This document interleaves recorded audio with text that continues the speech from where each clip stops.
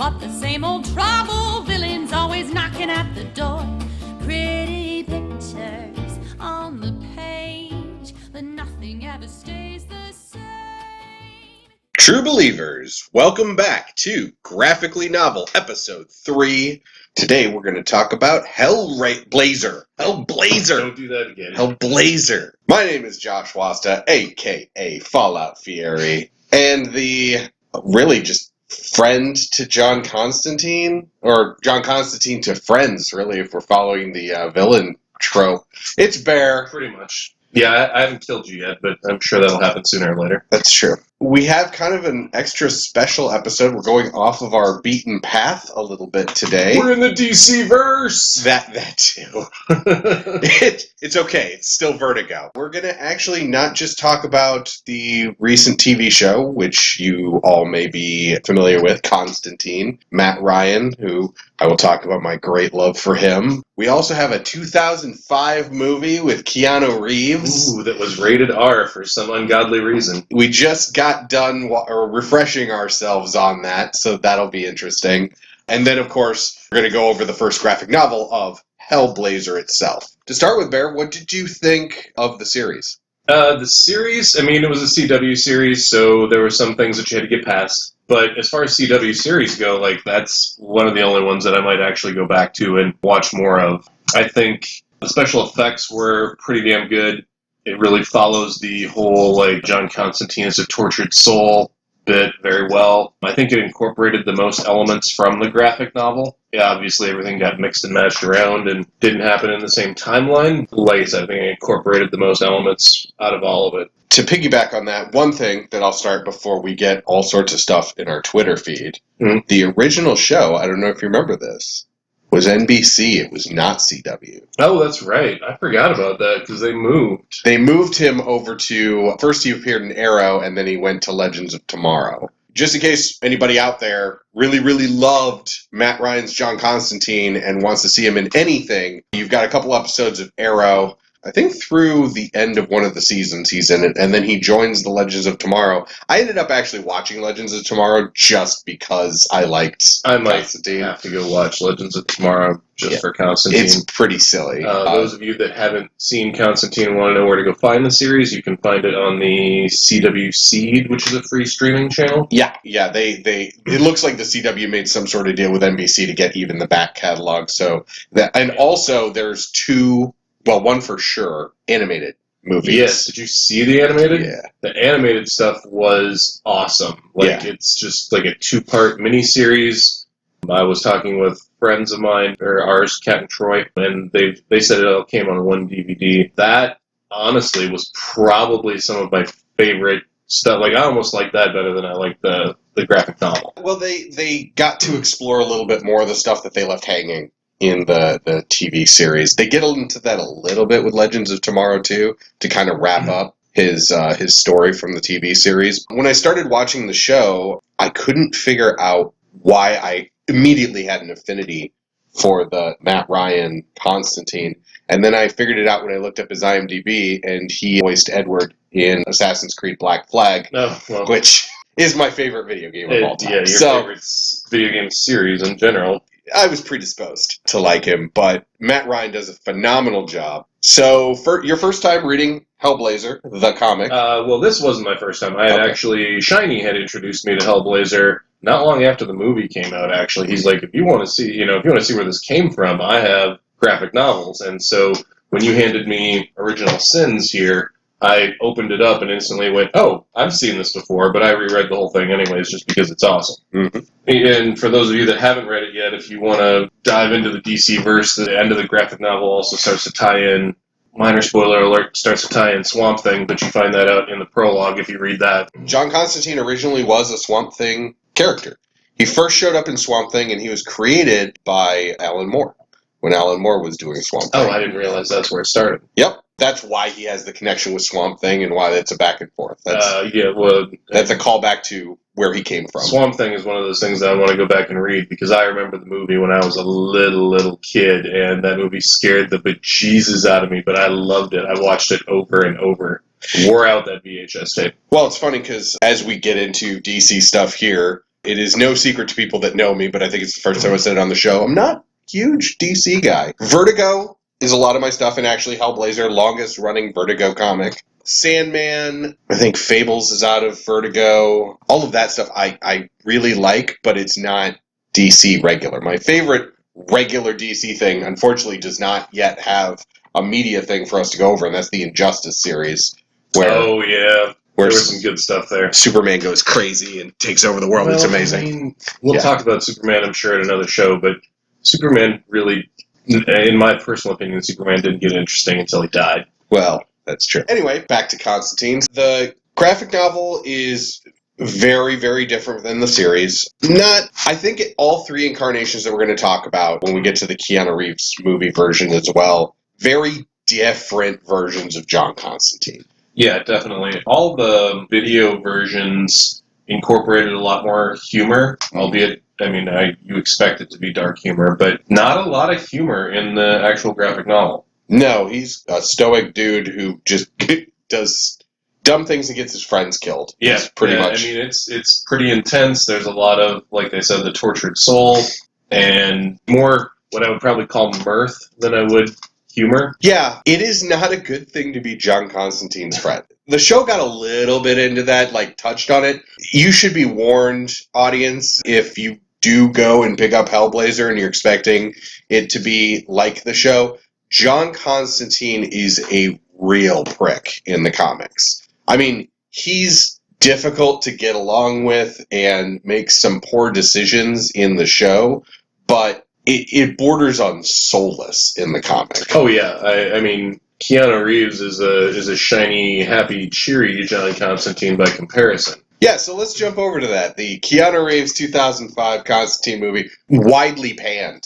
I mean, a lot of people we know not a fan of it. I think we both really liked it. I mean, I enjoyed it. It's not as much doom and gloom as I think it probably should be, and if you've ever seen actual deleted scenes, if those would have been in the movie, they would have added so much more to it. I think you would have gotten more out of it and gotten more of that standard John Constantine feel. Yeah, I don't know why that movie got an R rating. Yeah, weird time, because looking at it and watching it just today, I don't either. I mean, other than things that by today's standards would be like PG-13 scary. Yeah, I mean, so there was a couple of scenes of suicide, which was his own. The ending of that movie makes the movie. We even looked that up. Peter Stormare as the devil was just amazing. But personally, my best number one incarnation of the devil. Really? Yeah, better than, what was the movie with The Prophecy? Yeah, The Prophecy. That was good, don't get me wrong, but this was better. This was a really good devil.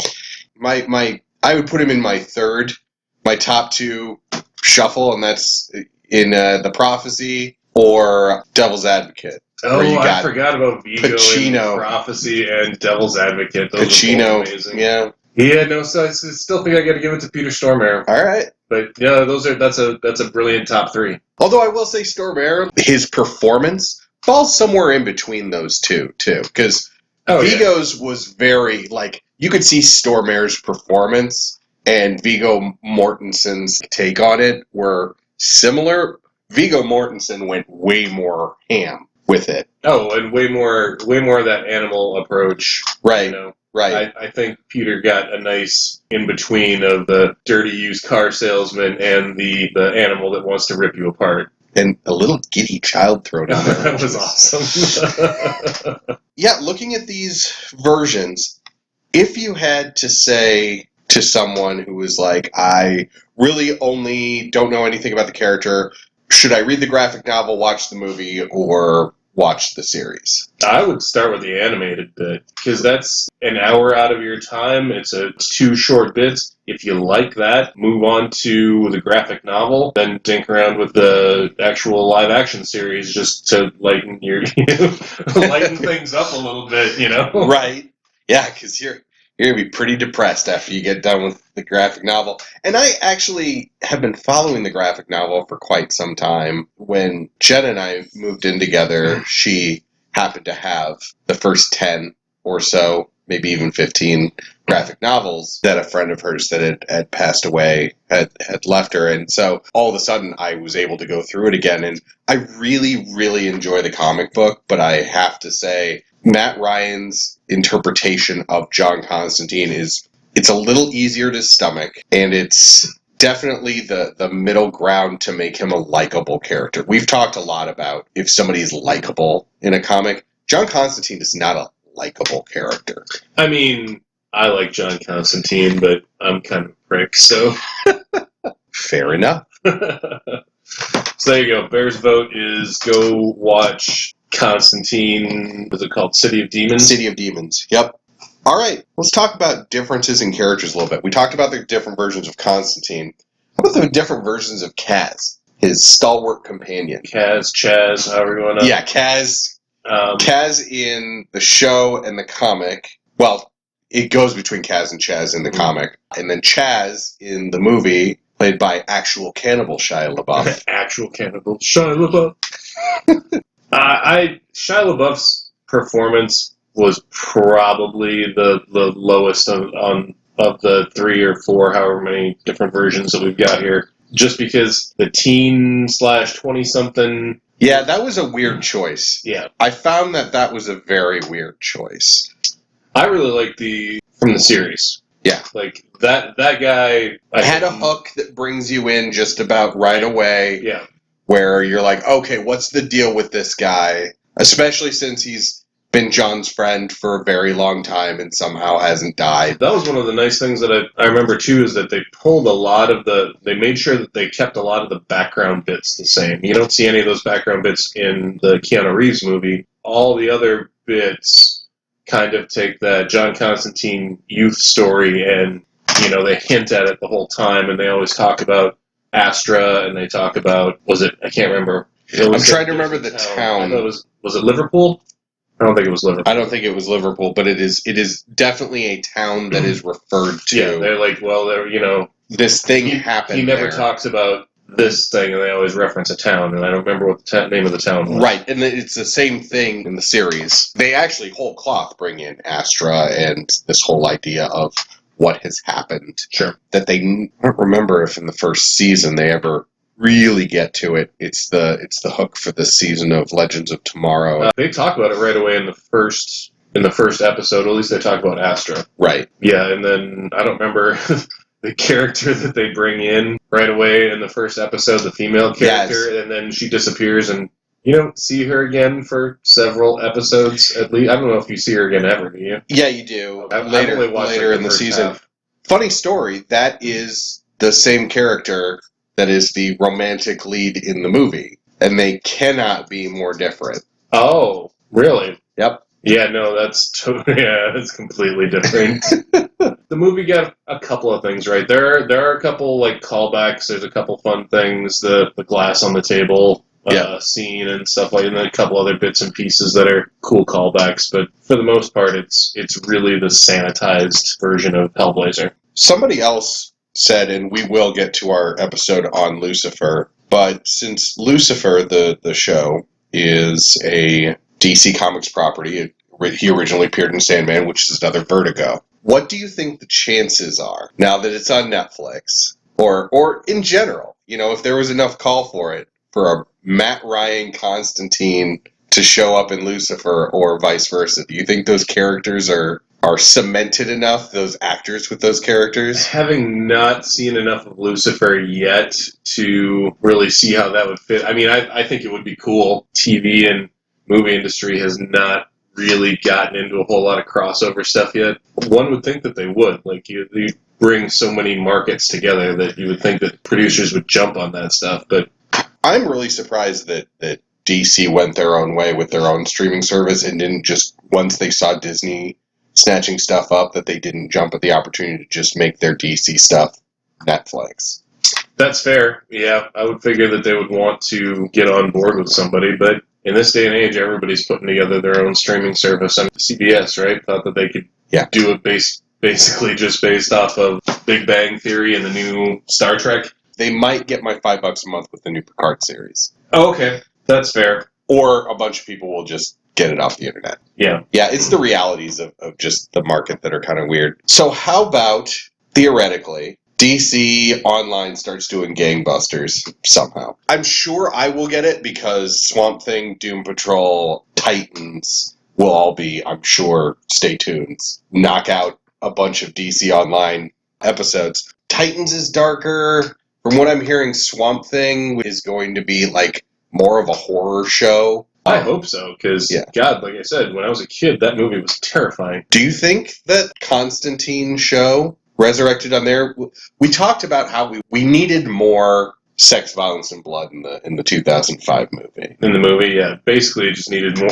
It needed more to be called an R rating, really. But we've also seen a series in which Matt Ryan has done amazing things with that character. The writers have done amazing things with that character. And it was on network TV. It didn't need the things that you can get away with. Which I don't know if they have more. There's plenty of violence, plenty of blood, plenty of magic. The magic starts out a little hokey in the series, but gets better. Right. I was actually really surprised that the animated series had the sex in it that it did. Or the animated bits, the 2 episodes. The graphic novel, they talk about it all the time. It's like John Constantine pretty much thinks with the small head instead of the big head most of the time. Which is great. Do you think that the series has been missing that? Like, we're just talking about the series at this point, nothing else that he's in, animated or not. If they were to resurrect the series on the DC streaming thing, have John Constantine doing his F Batman moment that they had for Titans. So that'd be awesome. I gotta keep watching so I can see that. He can smoke. Yeah, I think he can, if they've got his own, if he's got his own station and they're not doing it on the CW, yeah, I bet you they can. I would hope that they would turn it up more. That's my personal hope. As long as they're sitting on the CW, I don't think that's going to happen. All right. Any final thoughts? Any final questions? Go watch City of Demons. There we go. Go watch City of Demons and hit us up on Twitter and in Facebook. You can find us under Graphically Novel. That's 2 L's. That is our Twitter tag. That is our Facebook. 2 L's in graphically. Yes, Graphically. Yeah. Just making sure that people know there's not 2 L's in novel. Right. I suppose that's true. We do have a Twitch. I still don't know if we're going to Twitch. Yeah, I still don't know if we're going to do that much with Twitch. They have to actually. They're going to look at us. No. Okay, good. Yeah, you don't. That'll scare people away. I do that through the PS4. So. Okay. Yeah, I've been thinking about trying to figure out how to hook it up to a 360 so I could play like the old Ultimate Alliance games and things like that. Oh, that could be entertaining. Yeah. Okay, and definitely tune in next week, or in 2 weeks, for episode 4, which will be the Umbrella Academy. Which we should have Jen for that one, so we will be 3 again. Come on back. See you in 2 weeks. That does it for us here at Graphically Novel. We're adding this little bumper in here to talk a little bit about Vandello, the band that did our theme song. I still have to go see them in concert yet. Wow. Their music's great. We're going to get that through. You can find them at vandelloband.com. They're one of my favorites, and they were kind enough to decide to do a little Eastern Iowa mixing of some art and help us out, and we want to make sure to promote them. So check out their single that is on YouTube. It's called Mixology 101. Really cool, jazzy song. Love it. As for us, you can find us on graphicallynovel.com. You can find us on Twitter at graphicallynovel. And since this is your part. Yeah, well, sooner or later I'll get on Facebook. I mean, we do have a Facebook group, so if you want to like us on Facebook, that would be awesome. I still don't have a Twitter account yet either. And as for any podcast that you listen to, there's the rate, review, subscribe, that whole sort of thing. So yes, like us, love us. That's why we do this. We want to be liked and loved. Well, I mean, I am loved, but digitally. I like you too. Digitally. All right, in the meantime, take it away, Vandello.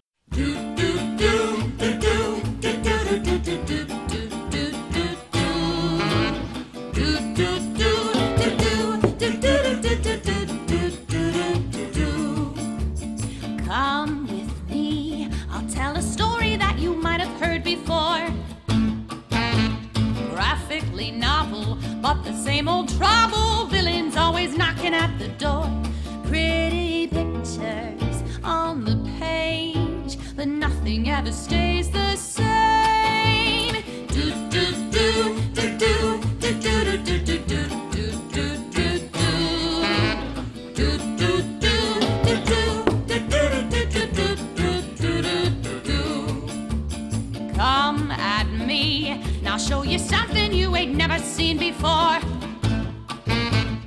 right or wrong? Or can't we all just get along? My mask is no different than yours. Pretty pictures on the screen, but nothing's ever